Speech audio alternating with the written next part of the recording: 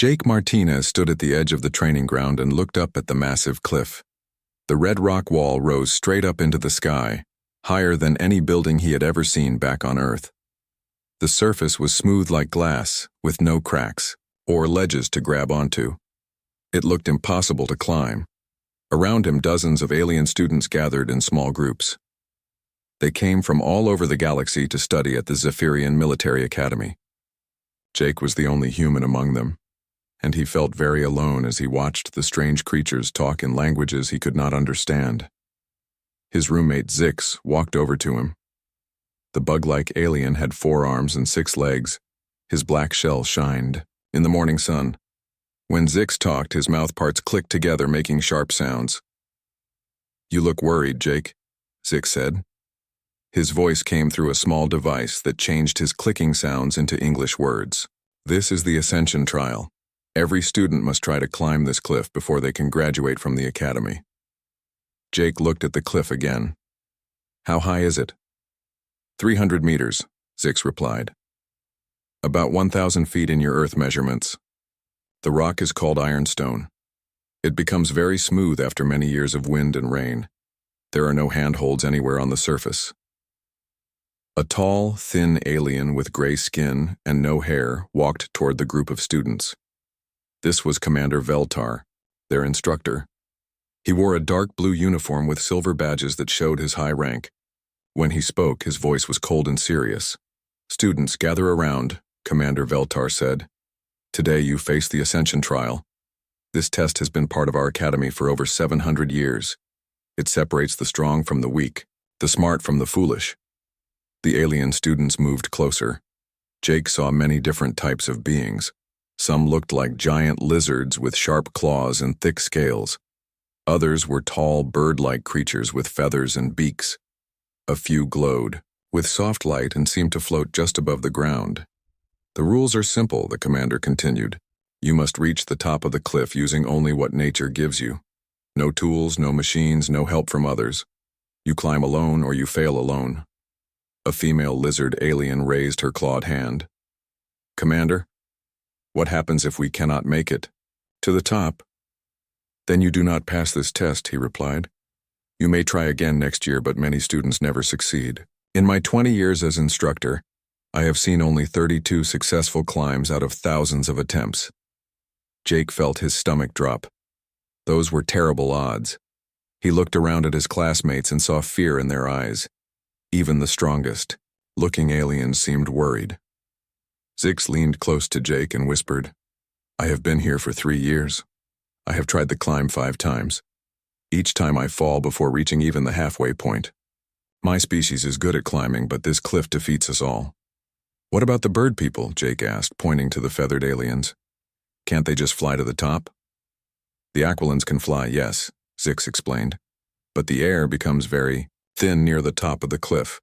Their wings cannot carry them that high, and the rules say they must touch the rock surface during the climb. They cannot simply fly around the challenge." Commander Veltar pointed to the base of the cliff. "You will attempt the climb one at a time. Form a line and wait your turn. Remember, this test measures more than physical strength. It tests your will, your intelligence, and your spirit." As the students began to line up, Jake noticed something strange. Everyone was looking up at the cliff top, focusing on the goal they needed to reach. But Jake found himself looking down at the ground around the cliff base. He saw rich, dark soil and thick jungle plants growing close to the rock wall. The first student in line was Kethra, one of the lizard people. Her species was called Saurians. They were known throughout the galaxy for their incredible strength and climbing ability. If anyone could climb this smooth cliff, it would be her. Kethra walked to the cliff and placed her clawed hands against the red rock. She took a deep breath and began to climb. Her sharp claws found tiny cracks that Jake could not even see. She moved up the wall like a spider, her muscles working hard to pull her body higher and higher. The watching students cheered as she climbed past the 20-meter mark, then 30 meters, then 40. But Jake could see that she was already struggling. Her movements became slower and more careful. At 50 meters high, her claws could no longer find any cracks to grip. Kethra hung on the cliff face for several long minutes, searching for a way to continue. Her arms shook with effort as she tried to hold her weight. Finally, she could not hold on any longer. She fell backward, away from the cliff. Jake held his breath, but safety fields around the training ground caught Kethra before she hit the ground. The invisible force field lowered her gently to the earth. She was not hurt, but Jake could see the defeat in her yellow eyes. "Next student," Commander Veltar called out. One by one, the aliens tried to climb the impossible cliff. The bird people tried to use their wings and claws together, but the smooth rock gave them nothing to grip. The glowing people tried to use their strange powers to phase through the rock, but the ironstone seemed to block their abilities. Each failure made the remaining students more nervous. Jake watched carefully as his classmates attempted the climb. He began to notice patterns in how they approached the problem. They all tried to use their natural abilities. The strong ones relied on strength. The flying ones relied on flight. The magical ones relied on their powers. But none of them seemed to think about the problem in a different way. As the day went on, Jake walked around the base of the cliff. He was not avoiding his turn to climb. Instead, he was studying everything around the training area. While the other students focused on the cliff itself, Jake looked at the jungle that grew thick and green around the training ground. The plants here were unlike anything on Earth, but they followed the same basic rules of nature. Vines grew long and strong to reach sunlight. Trees put down deep roots to find water. And everywhere Jake looked, he saw materials that humans had used for thousands of years to solve problems. When the sun began to set, 23 students had tried to climb the cliff.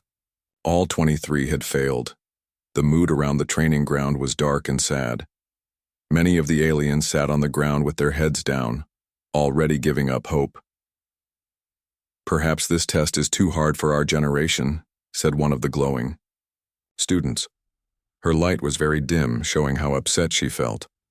Commander Veltar watched Jake as the human continued to walk around the cliff base. The instructor had seen hundreds of students face this trial over the years. Most showed signs of defeat by now. Their shoulders would slump and they would stop looking at the cliff top. But the human was different. Jake did not look defeated. His eyes were bright with interest as he studied the ground, the plants, and the cliff itself. He seemed to be thinking about something that none of the other students had considered. As darkness fell, and the alien students returned to their sleeping quarters, Jake remained at the cliff. He had found something in the jungle that gave him an idea. It was not a way around the cliff or a secret path to the top. It was something much more interesting than that. The next morning brought more attempts and more failures. Jake woke early and returned to the cliff to watch his classmates try again. The alien students had spent the night thinking about the challenge, but their approaches remained the same. Brightwing was the first to try that day. The tall bird alien had white and gold feathers that caught the morning light. His species, the Aquilans, were natural flyers with hollow bones and powerful wings. If pure flying ability could solve this problem, Brightwing would succeed. He approached the cliff with confidence. His sharp talons clicked against the red rock as he began to climb. Unlike the lizard people who relied only on claws, Brightwing used his wings to help lift his body weight. He moved up the cliff faster than any student had managed the day before. Jake watched as Brightwing passed the 50-meter mark where Kethra had failed. The bird alien kept climbing, his wings beating slowly to help support his weight. At 100 meters, he was still moving upward with steady progress. The watching students began to whisper with excitement. Maybe someone would finally beat the cliff. Brightwing reached 150 meters, then 170. He was higher than any student had climbed in years. But at the 200-meter mark, things began to go wrong. The air became thinner as Brightwing climbed higher. His wings had to work harder to lift him in the reduced atmosphere. His breathing became fast and shallow as his body struggled to get enough oxygen. At 220 meters, Brightwing stopped climbing. He clung to the cliff face with his talons, his wings spread wide against the rock. Jake could see that the bird alien was in trouble. His feathers were wet with sweat and his breathing sounded painful even from the ground below. Brightwing tried to continue climbing, but his movements were slow and unsteady. At 230 meters, his strength finally gave out. He fell backward from the cliff, his wings too tired to carry him safely down. The safety fields caught him, but he was unconscious when they lowered him to the ground. The medical team rushed to help Brightwing. He would recover, but his attempt was over. The alien students watched in silence as their best hope for success was carried away on a floating stretcher. The air is too thin at that height, Zix explained to Jake. Even the Aquilans cannot fly well enough to reach the top. Their wings are made for normal air pressure, not the thin atmosphere near the cliff summit. More students tried throughout the morning. Glowheart, one of the floating light beings called Luminous, attempted to use her ability to become less solid. She could make her body like mist, allowing her to pass through small spaces. But the ironstone cliff seemed to resist her powers. Every time she tried to phase through the rock, she became solid again and fell. A group of spider-like aliens called Thrakari made their attempts together, even though the rules said they had to climb alone. Each one had 8 legs and could stick to surfaces like real spiders. But even their amazing climbing skills could not overcome the perfectly smooth surface of the cliff. The failures continued all day. Strong aliens, fast aliens, smart aliens, magical aliens. None of them could solve the problem of the smooth cliff. Each failure made the remaining students more afraid and less confident. Jake noticed that all the aliens were making the same, basic mistake. They were trying to climb the cliff exactly as it was. They looked for cracks that did not exist. They searched for ledges that were not there. They hoped their natural abilities would be enough to overcome an impossible challenge. But none of them thought about changing the cliff itself. While his classmates tried and failed, Jake spent his time exploring the jungle around the training ground. He found many interesting plants and materials. The vines that grew between the trees were particularly fascinating. They were thick and strong, designed by nature to support the weight of heavy jungle animals. Jake tested the vines by pulling on them and examining how they were made. The fibers were twisted together in patterns that made them very difficult to break. Some vines were as thick as his arm and felt as strong as steel cables. He also found interesting trees near the cliff base. These trees had roots that grew deep, into cracks in the ironstone, searching for water hidden inside the rock. The roots were flexible but very tough, able to bend without breaking even in strong winds. As Jake explored, he began to form an idea. The other students were trying to climb the cliff using only their bodies, but humans had never relied only on their bodies to solve problems. Throughout history, people had used tools to overcome challenges that were impossible to face with strength alone. The rule said students could only use what nature provided, but nature provided more than just claws and wings and magic powers. Nature also provided materials that could be shaped and used in new ways.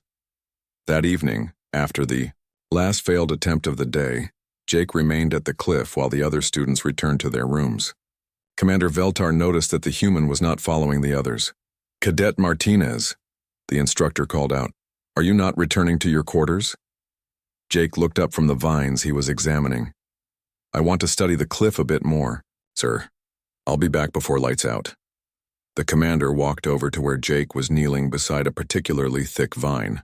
"What are you studying exactly?" "I'm trying to understand the problem better," Jake replied. "Everyone is focusing on climbing the cliff as it is, but maybe the real test is figuring out how to change the situation." Commander Veltar's expression was difficult to read. "Explain what you mean." Jake stood up and brushed dirt off his hands. "The cliff is smooth because nature made it that way over many years. But nature also provided other things around the cliff. Maybe the test is not about having the right body for climbing. Maybe it's about having the right mind for problem solving." The instructor was quiet for a long moment. "You have an interesting perspective, Cadet Martinez. But remember, many brilliant students have failed this test. Intelligence alone is not enough." "Yes, sir," Jake replied. "But maybe intelligence combined with the right approach could work." After Commander Veltar left, Jake continued his exploration of the jungle.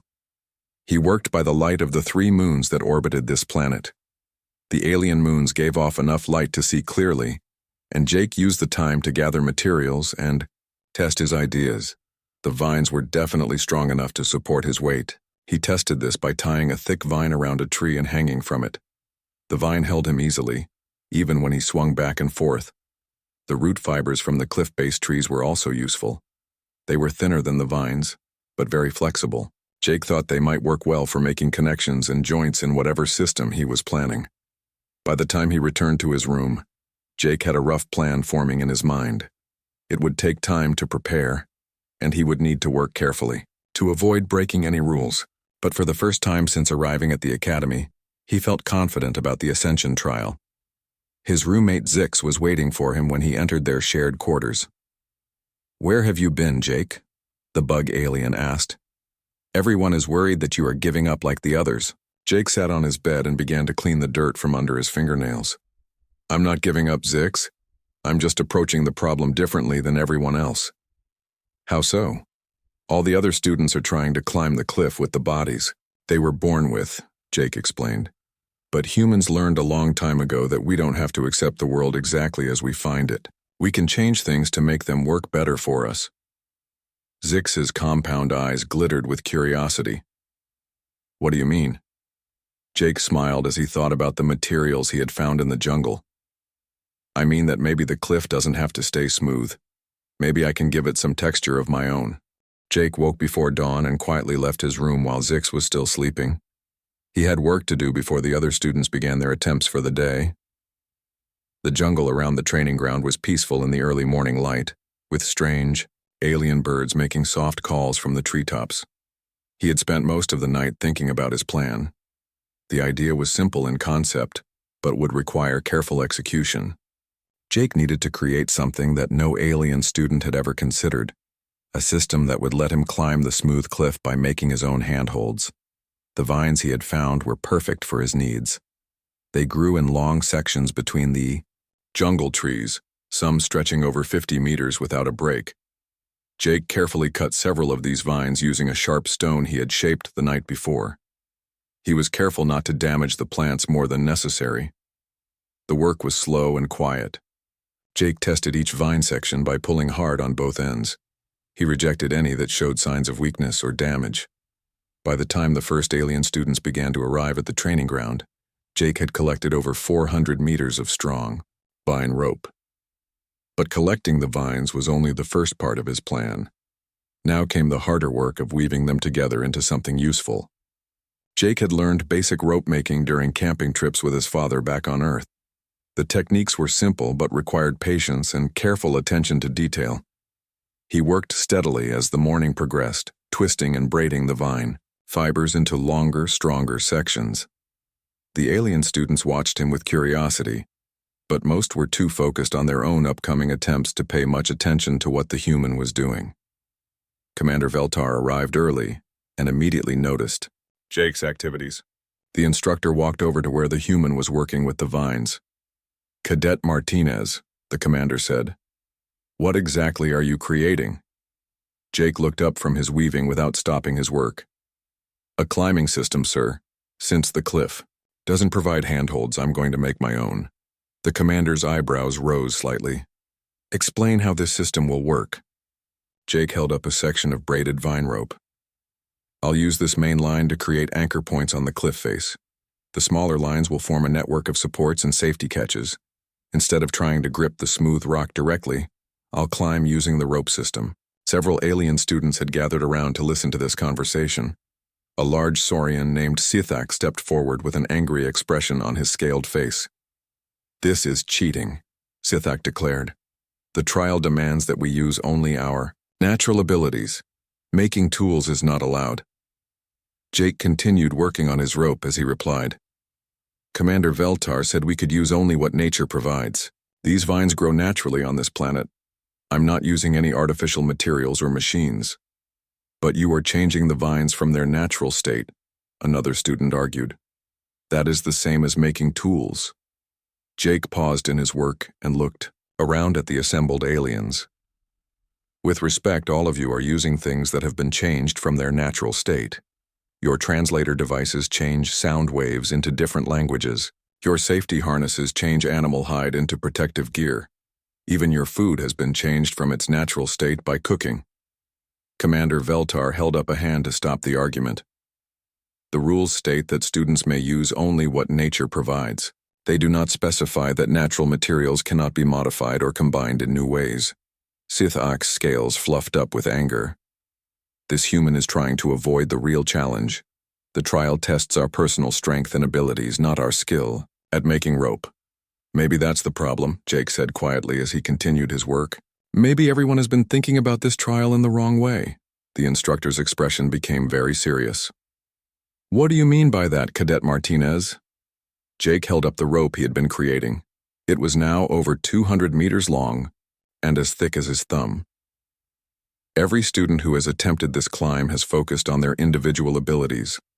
They try to be stronger or faster or more magical than the cliff. But what if the real test is about adaptation and problem solving? He gestured toward the jungle around them. Humans are not the strongest species in the galaxy.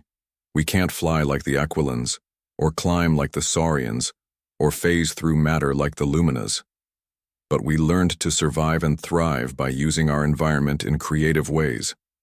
Commander Veltar was quiet for a long moment, studying both Jake and his improvised rope system. Continue with your preparation, Cadet Martinez. We will see if your approach proves successful. As the alien students began their daily attempts, at the cliff, Jake worked on the final components of his climbing system. He created a harness from woven vines that would distribute his weight safely across his body. He made anchoring spikes from sharpened stones and flexible wood that could be wedged into the tiny cracks where the cliff trees had grown. The work required knowledge that Jake had gained from many different sources.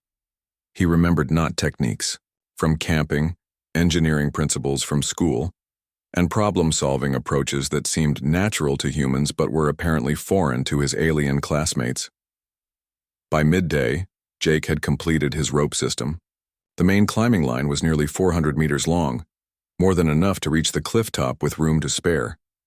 The anchor lines were shorter but just as strong, designed to create multiple attachment points on the cliff face. The alien students had been failing all morning just as they had the day before. The pattern was always the same. They would climb using their natural abilities until those abilities were no longer enough, and then they would fall. None of them seemed able to think beyond the limitations they were born with. Jake tested his equipment one final time, checking every knot and connection. The vine rope was strong and flexible, with a rough texture that would provide good grip for his hands. The harness fit snugly around his body without restricting his movement. The anchor spikes were sharp enough to bite into small cracks, but not so brittle that they would break under stress. As he prepared for his attempt, Jake noticed that all the alien students had stopped their own efforts to watch him. Word had spread throughout the academy about the humans' unusual approach to the trial. Even some of the instructors had come to observe. Commander Veltar approached Jake as he finished his final preparations. "Are you ready to attempt the trial, Cadet Martinez?" Jake shouldered his coiled rope and adjusted his vine harness. "Yes, sir. I believe I am." The instructor's expression was unreadable, but Jake thought he detected something like curiosity in the alien's eyes. "Remember, you have only one attempt today. If you fail, you must wait until tomorrow to try again." Jake nodded and walked to the base of the cliff. Behind him, he could hear the alien students talking in excited whispers. Some seemed hopeful that the human might succeed where they had failed. Others were clearly skeptical that such a simple approach could work where their advanced abilities had not. Jake placed his hands against the smooth red rock and looked up toward the distant summit. The cliff looked just as impossible as it had when he first saw it. But now he had something that none of the other students possessed, a way to change the rules of the game. He tied one end of his main rope around a strong tree at the cliff base and began to climb. But unlike the desperate scrambling of the alien attempts, Jake's ascent was careful and methodical. He was not just climbing a cliff. He was implementing a system that would let him engineer his way to the top. Jake began his climb in a way that surprised everyone watching. Instead of rushing upward like the alien students had done, he moved slowly and carefully. His first goal was not to reach the top quickly, but to establish a solid foundation for his rope system.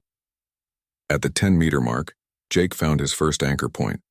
It was a hairline crack where one of the cliff-based trees had sent a root into the rock years ago. The crack was so small that none of the alien students had even noticed it, but it was perfect for Jake's purposes. He wedged one of his sharpened wooden spikes into the crack and tested it carefully. The spike held firm against his pulling. Jake then attached one of his anchor lines to the spike and continued climbing, leaving the rope trailing behind him as a safety line. The watching students murmured in amazement as they began to understand Jake's system. Where they had seen only a smooth, impossible wall, the human was creating his own climbing route using materials and techniques they had never considered. At 20 meters, Jake established his second anchor point. This one was more challenging to create. He had to search carefully along the cliff face to find another tiny crack, and when he found one, he had to work patiently to expand it enough to hold his anchor spike. But Jake was not in a hurry. The alien students had exhausted themselves trying to climb as fast as possible, racing against their own stamina and the limits of their abilities. Jake conserved his energy by working smart instead of working hard. By the 30-meter mark, Jake had established a network of anchor points connected by his vine ropes. If he fell now, the rope system would catch him and allow him to continue climbing from where he left off. None of the alien students had ever had such a safety net. Commander Veltar watched the humans' progress with growing interest. In all his years of observing the Ascension trial, he had never seen anything like this methodical approach. The alien students climbed with passion and determination, but Jake climbed with engineering precision. At 50 meters, Jake passed the point, where Kethra the Saurian had failed the day before. The lizard alien watched from below with a mixture of admiration and frustration. Her natural climbing abilities were far superior to anything a human could possess, yet Jake was succeeding where she had failed. "How is he doing this?" Kethra asked Zix. "Humans are weak climbers. Their bodies are not made for vertical surfaces." Zix clicked his mandibles thoughtfully. "Jake told me that humans do not rely only on their bodies to solve problems. They use their minds to change the situation instead." Jake continued his steady progress up the cliff face. At 70 meters, he encountered his first real challenge. The rock surface here was not just smooth but slightly curved outward, creating a small overhang that would be impossible to climb using grip strength alone. The alien students had all been defeated by similar overhangs at various points on the cliff. When they could not grip the rock directly, they had no alternative methods to continue climbing. But Jake had prepared for this problem. Instead of trying to climb over the overhang, he used his rope system to traverse sideways across the cliff face. He swung gently from one anchor point to another, following the curve of the rock until he found a more manageable route upward. This horizontal movement was something that had never occurred to any alien student. They had all thought of the trial as a straight vertical climb from bottom to top. Jake was showing them that there were multiple paths to the summit, and the best route was not necessarily the most direct one. At 100 meters, Jake paused to rest in his vine harness. This was another advantage of his system that the alien students had not possessed. When they grew tired, they had to continue climbing or fall.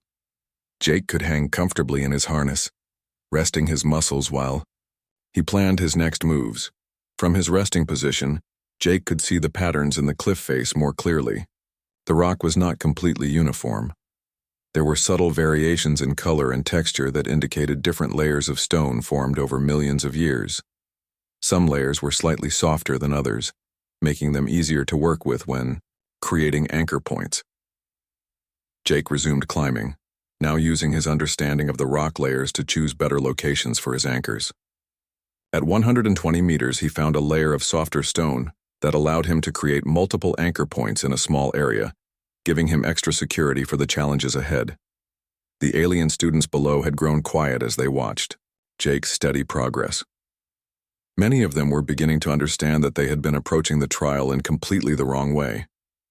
The human was not just climbing the cliff, he was solving it like a complex puzzle. At 150 meters, Jake encountered the thin air that had defeated Brightwing the day before. His breathing became more labored, and his movement slowed as his body adjusted to the reduced oxygen. But unlike the bird alien who had relied only on his physical abilities, Jake had planned for this challenge too. He rested more frequently, taking time to let his body adapt to the changing atmosphere. His rope system allowed him to hang safely, while he recovered his strength. When he did climb, he moved efficiently to conserve oxygen and energy. At the 200-meter mark where Brightwing had fallen, Jake paused for a longer rest. The air was thin enough now that even small efforts left him breathing hard, but he was still moving upward, still making progress toward the summit that had seemed impossible just days before. Commander Veltar found himself genuinely impressed by the human's performance. Jake was not the strongest climber who had attempted the trial, nor the fastest, nor the most naturally gifted, but he was certainly the most methodical and creative. The instructor began to wonder if the Academy had been missing the point of the Ascension trial for generations. Perhaps it was not meant to test natural abilities at all. Perhaps it was designed to identify students who could think beyond conventional limitations. At 220 meters, Jake faced his greatest challenge yet. The cliff face here was not just smooth and overhanging. It was actively hostile to climbers. The rock was polished to a mirror finish by centuries of wind, and there were no cracks or variations anywhere within reach. For several minutes, Jake hung in his harness and studied the problem. The alien students below watched tensely, wondering if this would finally be the obstacle that defeated the human. Even his rope system seemed inadequate against such a perfectly smooth surface. But Jake was not ready to give up. He examined his remaining equipment and considered his options. He still had plenty of rope, several unused anchor spikes, and most importantly, he still had his human ability to see problems from new angles. Instead of trying to climb straight up through the impossible section, Jake made a decision that shocked everyone watching. He began to descend, using his rope system to lower himself back down to the 200-meter mark. "He's giving up," one of the alien students whispered. "No," Zix replied, watching his roommate carefully. "Jake does not give up. He is planning something." Jake reached the 200-meter level and began to traverse sideways along the cliff face, using his rope system to swing from anchor point to anchor point. He was looking for something that the alien students could not see from their position on the ground. After nearly an hour of horizontal movement, Jake found what he was searching for. Hidden behind a slight curve in the cliff face was a different route to the top. It was longer and more difficult than the direct path, but it avoided the impossible mirror-smooth section that had blocked his progress. This discovery revealed something important about the trial that no one had realized before. The cliff was not meant to be climbed in a straight line. The real test was finding the route that actually led to success, even if it was not the obvious path. Jake began climbing again, following his newly discovered route. The alien students watched in amazement as the human worked his way around obstacles that had seemed impossible to overcome. Where they had seen only barriers, Jake found alternative paths. As the day wore on and Jake continued his steady progress upward, the watching aliens began to understand that they were witnessing something historic. The human was not just attempting to climb the cliff, he was changing how everyone thought about the challenge itself. Jake reached the summit of the Crimson Cliff as the afternoon sun reached its highest point in the alien sky. When he pulled himself over the final edge and stood on solid ground at the top, a cheer went up from the watching students far below. But Jake could barely hear them through the thin air and his own exhaustion. The view from the summit was incredible. The Zephyrian Military Academy spread out below him like a detailed model, with its crystal towers and floating platforms gleaming in the sunlight. Beyond the academy, Jake could see the vast alien landscape stretching to the horizon, with strange forests and glowing rivers that had no match on Earth. But the most important thing Jake saw was the faces of his classmates looking up at him from the base of the cliff. They appeared tiny from this height, but he could still see their expressions of wonder and disbelief. For the first time in the Academy's long history, a student had conquered the Ascension trial, using methods that no one had ever considered. Jake rested for several minutes at the summit, letting his body recover from the long climb. The air was so thin here that every breath was an effort, but he felt a deep satisfaction at having solved what everyone else believed was an impossible problem. The descent was faster, but required just as much care as the climb up. Jake used his rope system to rappel down the cliff face, demonstrating techniques that would have taken the alien students years to develop naturally. The controlled descent was smooth and safe, nothing like the desperate falls that had marked every other attempt at the trial. When Jake finally touched the ground at the base of the cliff, he was greeted not with congratulations, but with thoughtful silence. The alien students gathered around him, but they seemed more interested in studying his rope system than celebrating his success. Commander Veltar approached the human with a serious expression. Cadet Martinez, in 700 cycles of operation, this academy has never seen anything like what you accomplished today. Jake began coiling his vine rope, his movements automatic after the long day of climbing. Thank you, sir, but I don't think I did anything special. I just used the materials that were available. That, the commander replied, is precisely what makes it special. Kethra, the Saurian who had failed on the first day, stepped forward to examine Jake's equipment more closely. May I touch your climbing rope? She asked. Jake handed her a section of the woven vine. Kethra tested its strength with her clawed hands and examined the braided pattern that held the fibers together. This is stronger than it should be, she said with surprise. The individual vines are not particularly tough, but when you weave them together like this, they become much more powerful. That's the basic principle behind most human technology, Jake explained. We take simple materials and combine them in ways that make them more useful than they could be alone. Brightwing, the Aquilan who had fallen from exhaustion, studied the anchor spikes that Jake had used to create handholds on the smooth cliff. These are just sharpened wood and stone, he observed, but you use them to create grip points where none existed naturally. Sometimes the best solution is the simplest one, Jake replied. I couldn't change my body to be better at climbing, so I changed the cliff to be easier to climb. Over the following days, something remarkable happened at the Zephyrian Military Academy. Students who had given up on the Ascension trial began attempting it again, but with a completely different approach. They stopped relying only on their natural abilities and started looking for creative solutions. Zix was the first to succeed using Jake's methods. The bug alien created his own rope system using silk produced by his species, combined with techniques he learned from watching the human. His climb took 2 days to complete, but he reached the summit without falling. Kethra succeeded next, using her claws not just for gripping but for carving handholds into the softer layers of rock. She created a permanent climbing route that other Saurians could follow, turning an individual challenge into a species-wide achievement. Even Brightwing found success by combining his natural flying ability with Jake's rope techniques. Instead of trying to fly straight to the top, he used ropes to create rest stops where he could recover his strength before continuing upward.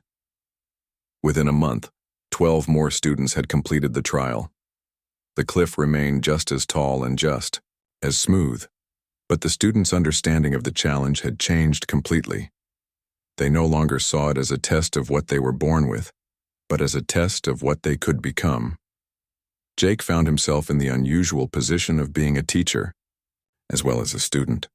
He spent hours showing his classmates human concepts of tool use and creative problem solving. Many of the techniques seemed obvious to him, but they were completely new ideas to species that had always relied on their natural gifts. Why do humans think this way? Glowheart asked during one of these teaching sessions. The Lumina's light pulsed with curiosity as she examined a simple pulley system that Jake had made from vines and a curved piece of wood. Because we had to, Jake replied honestly. Humans are not the strongest or fastest or most magical species in the galaxy. If we tried to compete with other species using only our natural abilities, we would lose every time. So we learned to change the game instead. Commander Veltar observed these teaching sessions with great interest. As the weeks passed, he began to share information about the trial that had never been revealed to students before. The Ascension trial was originally designed by human military advisors during the early formation of the Galactic Coalition, he told Jake during a private meeting. It was meant to identify individuals who could think beyond conventional limitations and adapt to new challenges. Jake was surprised by this revelation. I had no idea humans were involved in creating the test. Over the centuries, the Academy forgot the trial's true purpose. the commander continued. It became a test of natural ability rather than adaptive thinking. Your success reminded us what the challenge was really meant to measure. As Jake's time at the academy neared its end, he realized that his impact would last long after his departure. The vine rope system he had created still hung from anchor points on the Crimson Cliff, serving as a permanent reminder that creative thinking could overcome seemingly impossible obstacles. More importantly, the alien students had learned to question their assumptions about what was possible. They no longer accepted limitations as permanent barriers. Instead, they looked for ways to work around, through, or over any challenge they encountered.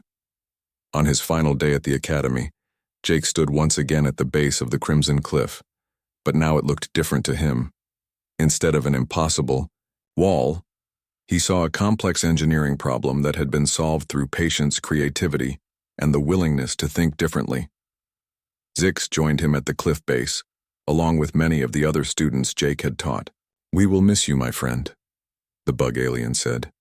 "You have changed how we think about challenges." Jake smiled as he looked up at his rope system still hanging from the cliff face. "You don't need me anymore, Zix. You've learned the most important lesson. There's always more than one way to solve a problem. You just have to be willing to look for it." The human prepared to return to Earth, but his legacy remained at the academy. Students would continue to climb the Crimson Cliff using techniques he had taught them. More importantly, they would approach all future challenges with the understanding that limitations exist to be overcome, not accepted. Commander Veltar watched Jake's departure with satisfaction. The human had accomplished more than just completing the Ascension trial. He had restored the trial's original purpose and taught an entire generation of future military leaders to think beyond the obvious solutions.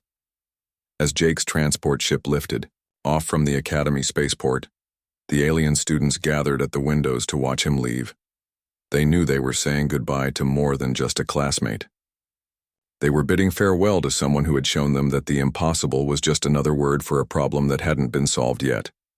The Crimson Cliff still stood unconquered by most who attempted it, but it no longer stood unopposed. Jake Martinez had proven that with enough creativity, determination, and vine rope, even the most impossible challenge was just another opportunity to demonstrate that humans had earned their place among the stars not through superior strength, but through superior adaptability. In the years that followed, graduates of the Zephyrian Military Academy would carry Jake's lessons to every corner of the galaxy. They would face new challenges and impossible odds, but they would remember the human who taught them that every problem has a solution. You just have to be creative enough to find it.